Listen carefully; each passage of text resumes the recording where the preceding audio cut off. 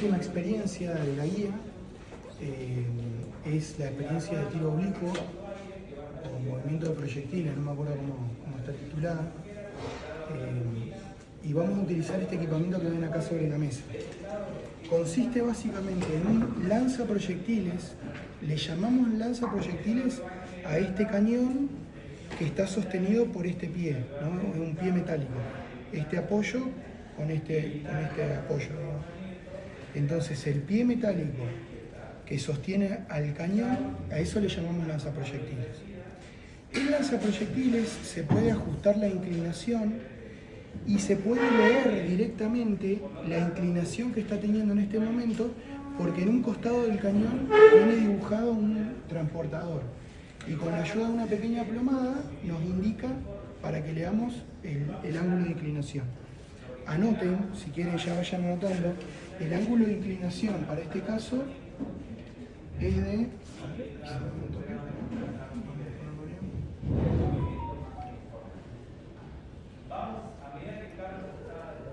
es de 25,0 grados.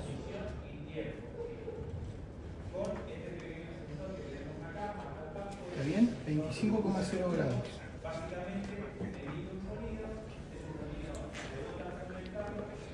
Además, tiene un dispositivo en la boca del cañón que nos ayuda a sostener un par de sensores de barrera infrarroja. Este es un sensor y este es otro sensor. Y así se llaman, sensor de barrera infrarroja. Entonces, ¿para qué sirven esos sensores? Esto tiene dos detectores, un detector y un emisor de luz infrarroja, que lo que hace es que cuando el proyectil pasa por el primer sensor, le envía la información a un cronómetro digital que está conectado, este cronómetro digital, y cuando el proyectil sigue su trayectoria y pasa por el segundo sensor, el cronómetro digital detiene la cuenta. Entonces, aparte del lanzaproyectiles, tenemos un par de sensores de barrera infrarroja conectados a un cronómetro digital. Y por último, bueno, vamos a utilizar reglas, cinta métrica para medir algunas distancias. Y vamos a utilizar, muy importante, una hoja blanca que vamos a colocar en el piso y un papel carbónico. ¿Por qué? Porque en la última instancia de esta experiencia vamos a querer determinar el punto en el cual cae el proyectil e impacta en el suelo. Entonces, para poder marcar ese punto, lo vamos a hacer de esa manera. Ponemos un papel, una hoja blanca en el suelo y un papel carbónico arriba y ahí queda marcado. ¿Hay alguna pregunta sobre el equipamiento? ¿No? El objetivo de esta experiencia, chicos, que creo que dice en la guía, es, en primer lugar, vamos a hallar la velocidad inicial con la que sale el proyectil del cañón. Y en segunda instancia vamos a hallar el alcance del proyectil en forma experimental y en forma teórica. Y vamos a comparar esos dos valores. ¿Está bien? Bueno, para la primera parte, que es determinar la velocidad de salida del cañón, del proyectil cuando sale el cañón, vamos a hacer 3 tiros. ¿Cómo funciona el cañón este? Este cañón en su interior es ni más ni menos que un tubo metálico que en el interior tiene un resorte. Ese resorte se puede comprimir a unas longitudes predeterminadas por el equipamiento. Yo, por ejemplo, la voy a comprimir hasta la segunda traba. Bien. Si yo hago el disparo, va a tomar un tiempo entre estos dos sensores en recorrer, ¿no? Y me lo va a marcar en el cronómetro digital. Si yo repito el disparo y vuelvo a repetir el disparo y vuelvo a repetir el disparo, como el resorte se comprime siempre a la misma longitud, la velocidad de salida debería ser siempre la misma. La realidad es que no es siempre exactamente igual. Entonces, para poder tomar un criterio y decir, yo quiero tomar la velocidad de salida del proyectil, vamos a repetir 3 veces el tiro vamos a obtener 3 tiempos y después vamos a promediar ese tiempo. Y con el tiempo promedio y la distancia entre sensores podemos sacar la velocidad inicial de salida del cañón. ¿Puedes repetirlo? Sí, ¿qué parte? El inicio porque... Justo se escuchó. Escuchá, vamos a hacer 3 tiros. 3 tiros, vamos a repetirlo. Yo lo que les decía recién es que si nosotros repitiéramos 100 veces, vamos a obtener velocidades de salida casi iguales, pero no van a ser exactamente iguales. Entonces vamos a hacer eso, vamos a tirar 3 veces sin marcar el punto de caída, nada, solamente porque queremos ver cuál es la velocidad inicial del proyectil. Bueno, vamos a tirar la primera. Si podés alcanzarme después del... Bien. Acá me marca 0,015 segundos. Este cronómetro nos da hasta las milésimas de segundo, o sea, es 0,015 segundos.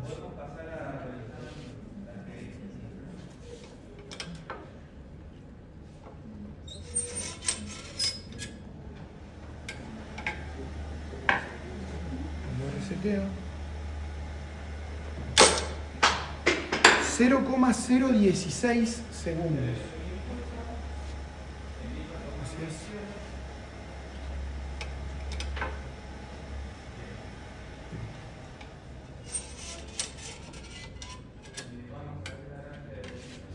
A ver si no cambia nada. Ahí. Hacemos el tercer tiro.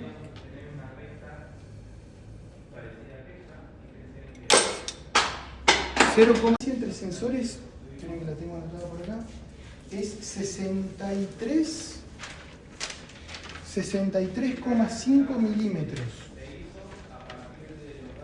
63,5 milímetros. Fíjense que podemos medir hasta la mitad del milímetro, porque 63,5 es 63 milímetros y medio, porque esta regla nos permite medir hasta medio milímetro. Tiene una rayita más entre medio de la rayita de los milímetros. ¿Está bien? Bueno, ya tenemos todos los datos para sacar la velocidad inicial. Esa velocidad inicial va a ser la magnitud del vector velocidad inicial. Pero si yo quisiera conocer la velocidad inicial en X, tengo que agarrar la magnitud del vector velocidad inicial y multiplicarla por el coseno del ángulo de inclinación que ustedes recién notaron. Lo notaron, ¿no? El ángulo de inclinación, 25,0 grados. Y si quiero hallar la componente en Y, la componente vertical de esa velocidad inicial, agarro el módulo calculado de la velocidad inicial, lo multiplico por el seno del ángulo. Hasta acá no hay duda, ¿no? Bueno, la segunda parte es determinar el alcance teórico y compararlo con el alcance experimental. Para determinar el alcance teórico, con los datos que ya tenemos de velocidad inicial, ángulo de inclinación, nos estaría faltando solamente la altura inicial para poder hacer el cálculo. Bueno, anoten, la altura inicial, también la medimos recién, es I sub 0, altura inicial, 891 milímetros. 891 milímetros. Ahí venimos con esta regla y esta sí tiene solamente hasta los milímetros de división, por eso no podemos dar más que esa información. 891 milímetros. Bueno, y por último lo que vamos a hacer es repetir, vamos a hacer 5 tiros. Ya con esa información pueden sacar el alcance teórico, pero ahora hay que ver el alcance experimental. Para el alcance experimental vamos a repetir 5 veces el tiro. Y ahora sí vamos a poner la hoja para ver a dónde cae. Primero vamos a hacer un tiro de prueba para ver a dónde hay que poner la hoja.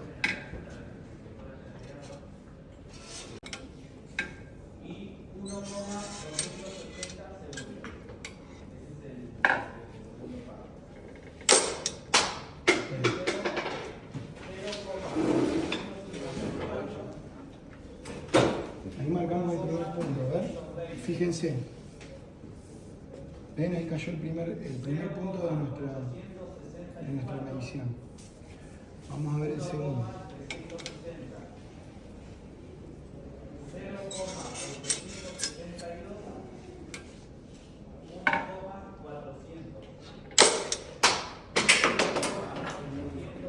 Bien.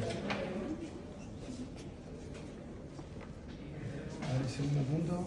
Bien, bastante cerquita. La idea es que los puntos caigan en esta zona y no que caiga uno acá, sino que en otro lado o uno en este lado. Ajá.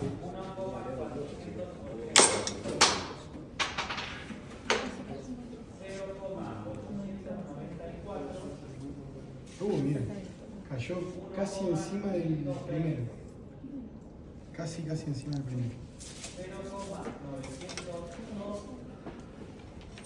Faltan 2 kilos más porque necesitamos 5.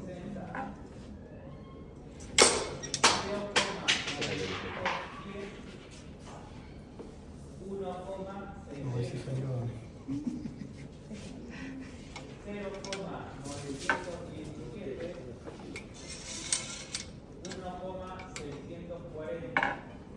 Va el último.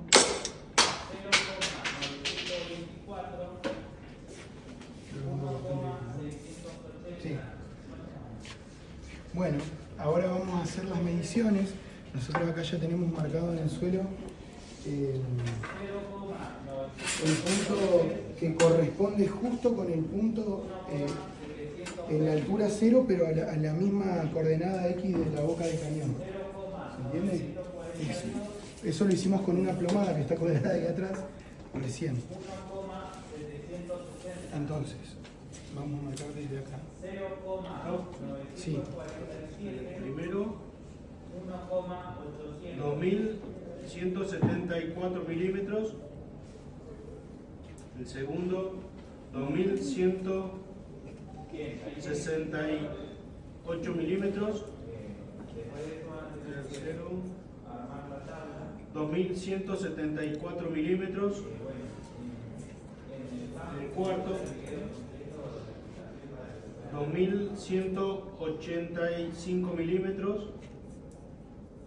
Y el quinto, 2184 milímetros. ¿Está bien? Bueno, chicos, esa es la experiencia. Si quieren acercarse ahora para... Ustedes primero van a tener que hacer un esquema del equipamiento y tienen que hacer un esquema donde esté dibujado el lanzaproyectiles y demás. ¿La pomada también? ¿Cómo? ¿La pomada también? ¿La pomada? Sí, sí. Ah, plomada. La plomada. Plomada. No hace falta la plomada.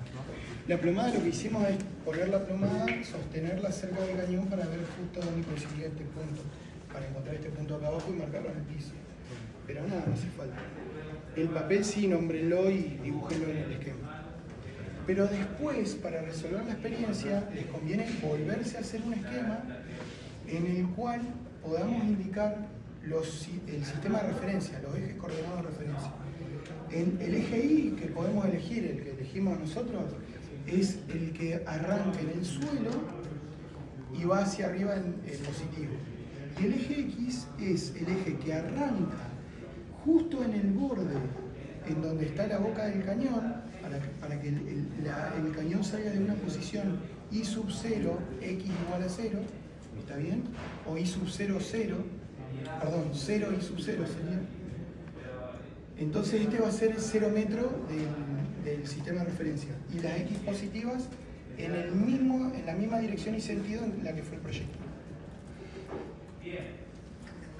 La altura inicial es esta altura que tomaron ustedes como dato. La velocidad inicial va a tener una cierta inclinación. ¿Cómo habíamos dicho que íbamos a calcular la velocidad inicial?